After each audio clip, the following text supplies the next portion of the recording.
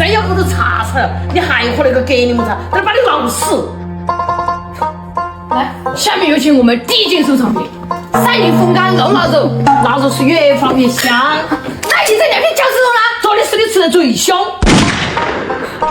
2年的馒头，1.5年的肉，还有几包4年的绿豆。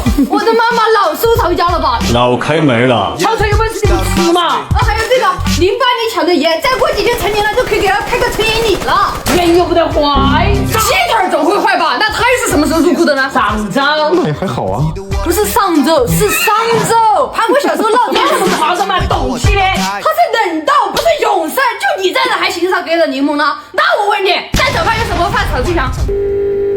不要，不可能！就你这些东西都没闹死我，那别人的柠檬会闹死我？